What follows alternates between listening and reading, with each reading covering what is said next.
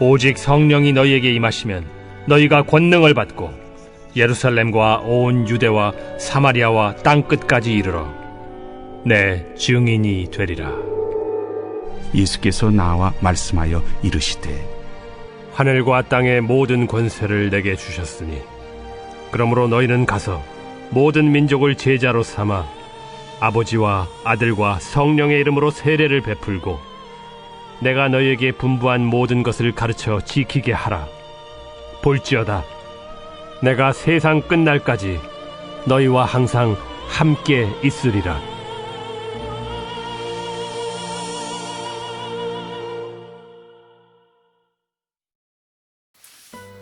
성도 여러분 안녕하세요.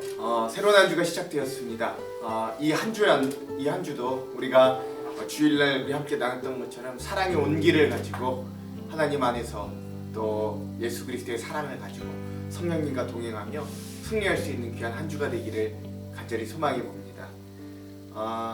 지난 시간에 우리가 함께 이야기했듯이 이제 우리가 사역하는 삶을 위해서 이 사역에 필요한 한 5가지의 개념을 오늘과 내일에 걸쳐서 이틀간에 걸쳐서 함께 좀 이야기 나눠보려고 합니다. 그만큼 여러분 사역이 또 중요한 부분이기도 해요.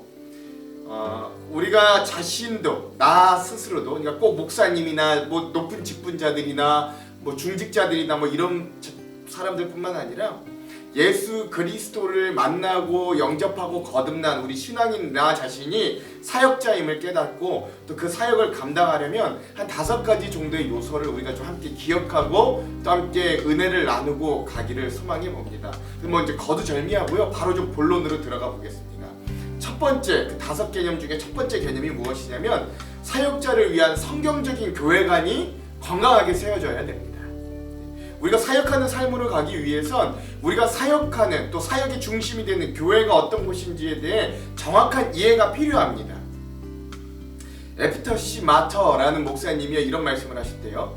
그리스도인들에게 가장 도덕적인 것은 도전적인 것은 내가 교회를 위해 무엇을 하는 것이 아니고 내가 교회 자체를 이루는 겁니다. 그러니까 우리 평신도들에게 가장 도전적인 말 중에 하나가 무엇이냐면 내가 교회라는 것이 따로 있고 내가 따로 있고 그래서 내가 교회를 위해 뭘 한다 이런 개념이 아니라 내가 교회가 된다 라는 이 개념이 중요하다는 거죠.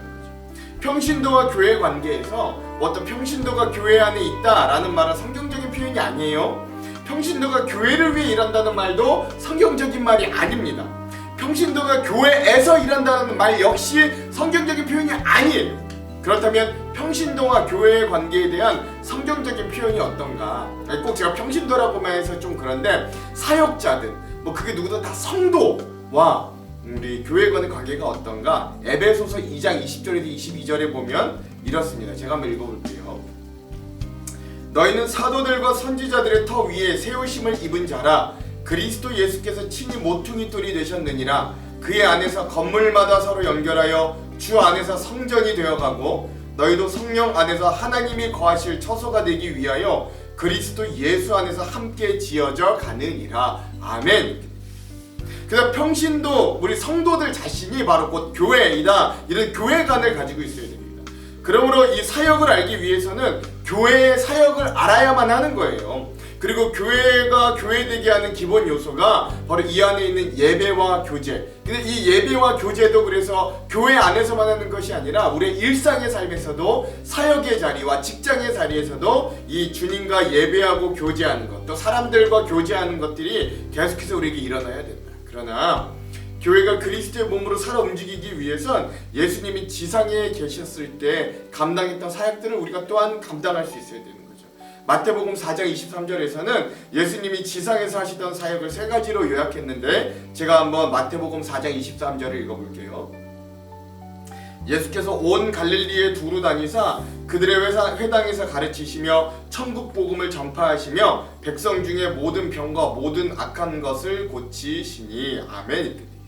즉 예수님께서 하셨던 사역은 3가지로 나눴을 때 첫 번째 가르치고, 그러니까 뭐 교육하고 양육하고 영적인 무장을 하는 거죠. 두 번째 전파하고, 복음 전파하시고 전도하셨고 또 선교하셨던 이런 전파하고, 세 번째 치유하는, 그래서 현실에도 참여하셨고 병든 자 아픈 자들에게 회복을 일으키기도 하셨고 또 사회봉사, 뭐 현실에 참여, 가난한 자를 먹이심, 뭐 이런 일들을 하셨다고요.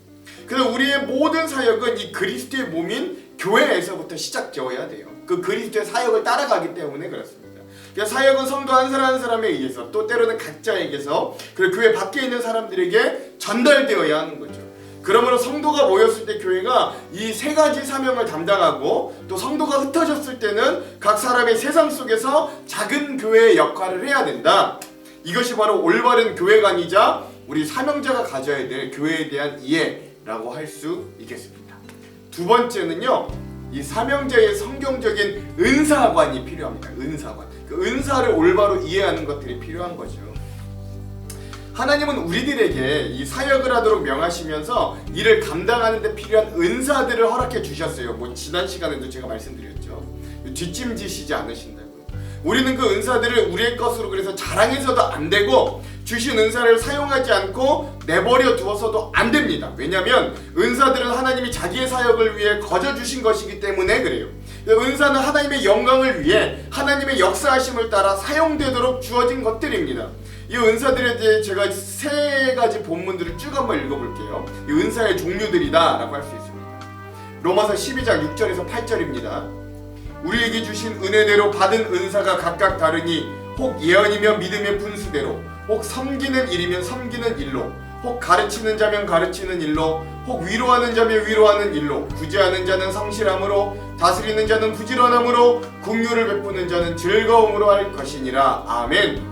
고린도전서 12장 8절에서 11절이요. 어떤 사람에게는 성령으로 말미암아 지혜의 말씀을, 어떤 사람에게는 같은 성령을 따라 지식의 말씀을, 다른 사람에게는 같은 성령으로 믿음을, 어떤 사람에게는 한 성령으로 병 고치는 은사를, 어떤 사람에게는 능력 행함을, 어떤 사람에게는 예언함을, 어떤 사람에게는 영들 분별함을, 다른 사람에게는 각종 방언 말함을, 어떤 사람에게는 방언들 통역함을 주시나니, 이 모든 일은 같은 한 성령이 행하사 그의 뜻대로 각 사람에게 나누어 주시는 것이니라. 아멘. 마지막으로 에베소서 4장 11절을 읽어볼게요. 그가 어떤 사람은 사도로, 어떤 사람은 선지자로, 어떤 사람은 복음 전하는 자로, 어떤 사람은 목사와 교사로 삼으셨으니. 아멘. 그렇습니다. 이렇게 은사에 대해서 굉장히 다양하게 여러 곳에 집중되어 있습니다. 이 은사들을 종합해보면 이래요. 목양의 능력, 목양의 능력의 은사, 또 복음을 전하는 은사, 예언하는 은사, 영을 분별하는 은사, 방언하는 은사, 방언을 통역하는 은사, 섬기는 은사, 가르치는 은사, 위로하는 은사, 구제하는 은사, 또 이 그룹을 경영하는 은사, 긍휼을 베푸는 은사 등 우리 그리스도인들이 실생활에서도 쉽게 드러나는 은사들을 이 성경에서 총망라하고 있습니다. 이것보다도 훨씬 더 또 다양하기도 해요. 여기에만 그치지 않습니다. 중요한 건 우리가 받은 은사의 독특성을 깨닫고 그걸 삶에서 드러내는 게 중요한 겁니다. 교회 공동체에서는 물론이거니와 우리의 세상 사례에서도 우리의 이런 은사를 드러낼 수 있어야 돼요. 또 발견할 수 있어야 됩니다. 그래서 우리가 다른 은사를 받은 사람들을 그래서 또 충분히 이해하게 되는 거예요. 왜냐면 이런 깨달음을 통해서 우리는 우리와 비슷한 은사를 받은 사람들을 비판하지 않게 되는 거죠. 나는 방언이 그렇게 막 이해가 되지 않아요. 별로 하고 싶지도 않아요. 그래도 그가 방언을 한다면 이해해 주는 거예요. 용납해 주는 거죠. 그렇죠? 뭐 그런 예로 들 수 있어요. 중요한 건 우리가 이 은사를 교회 공동체나 세상살이에서 하나님의 나라를 위해 사용할 때 이 은사들의 능력과 의미가 유효해진다. 이거 중요한 겁니다. 이 은사들이 개인의 유익을 향해서 갈 때 이 은사는 변질되고 그 끝이 좋지 않을 때가 굉장히 많아요. 종종 봅니다. 그러므로 우리는 하나님께 주신 이 은사들을 통하여 교회와 하나님 나라를 위해 온전하고 건강하게 사용할 수 있는 사역자들이 되어야 됩니다. 이 은사관이 사명자들에게, 사역자들에게 굉장히 중요하다. 이것들을 또 한번 나눌게요. 자, 그럼 세 번째, 이 사명자의 성경적인 훈련관에 대해서 오늘은 좀 마지막 여기 세 번째까지 좀 나눠보도록 하겠습니다. 우리가 사역을 감당하기 위해서는 앞에서 말씀드린 은사가 필수적입니다. 그런데 이 은사가 사역이라는 이 현장에 사용되어 열매 맺기 위해서는 그냥 나에게 주어진 대로 바로 사용하는 것이 아니라 훈련이 필요합니다. 연단이 필요해요.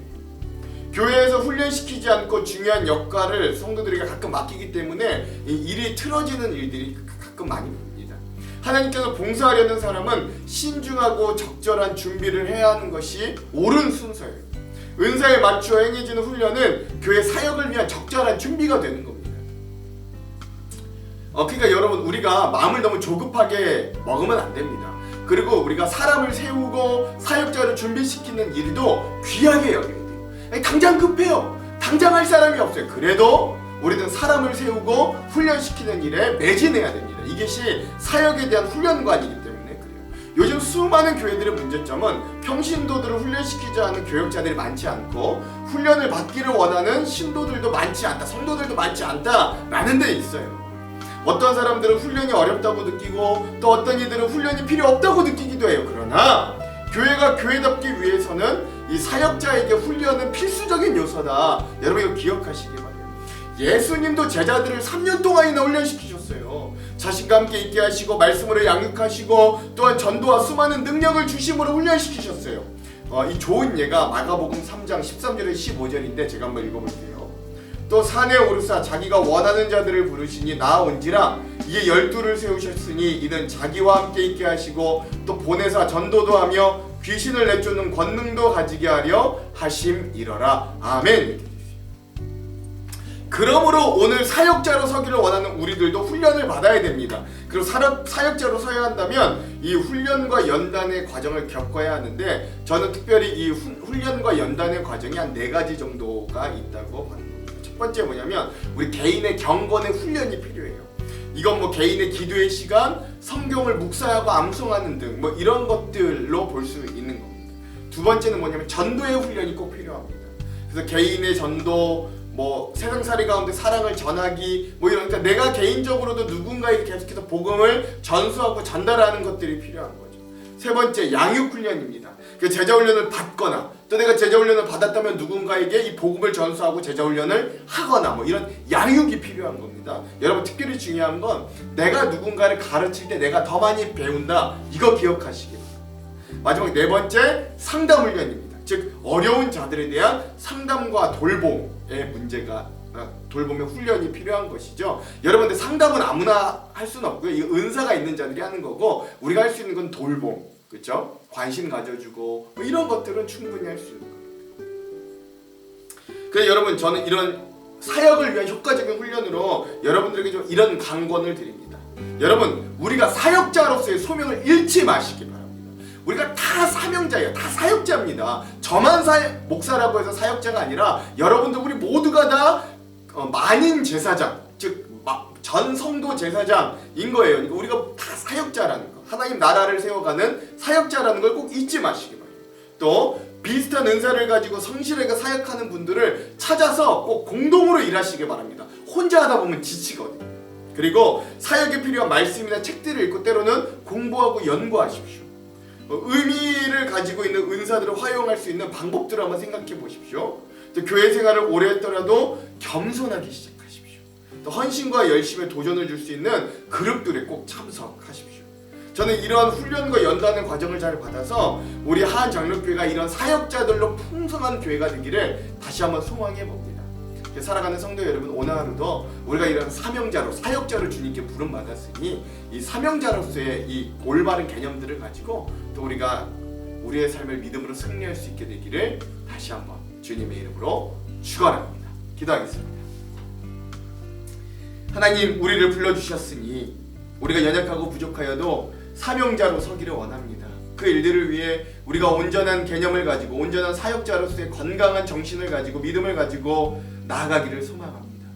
주님, 연약하고 부족한 우리들에게 힘과 능력과 물질도 배로 더하여 주셔서 이 주님의 나라, 하나님의 나라를 만들어가는데 더욱더 귀하게 쓰이는 일꾼들, 사역자들이 될 수 있도록 하나님 오늘도 우리와 함께하여 주시옵소서. 이 한 주도 주님께서 우리가 그렇게 하실 것을 믿고 의지하며 예수님 이름으로 기도합니다.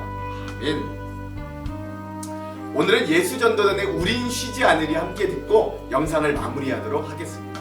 그럼 사랑하는 성도 여러분, 오늘 하루도 승리하십시오. 한 주도 승리하세요. 사랑하고 축복합니다.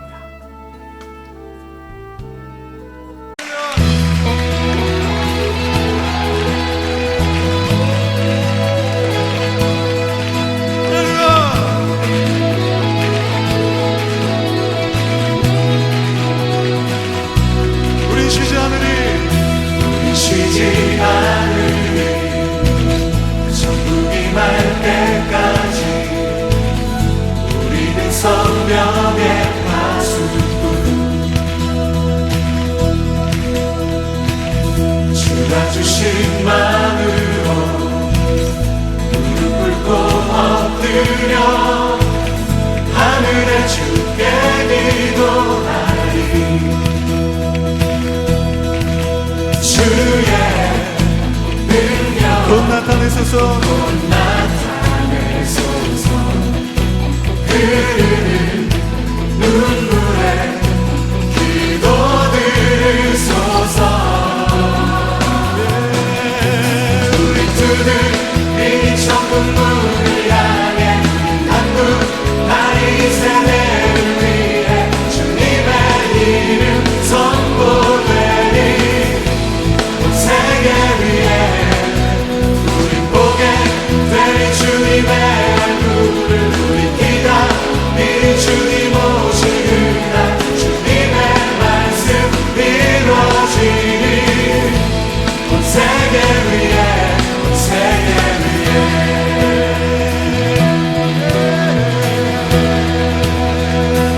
우린 쉬지 않으리 쉬지 않으리 천국이 말 때까지 우리는 성령의 파수꾼 우리는 성령의 파수꾼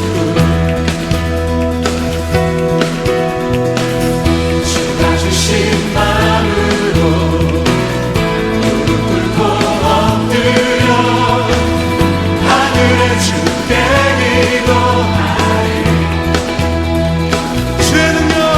주의 능력 곧 나타내소서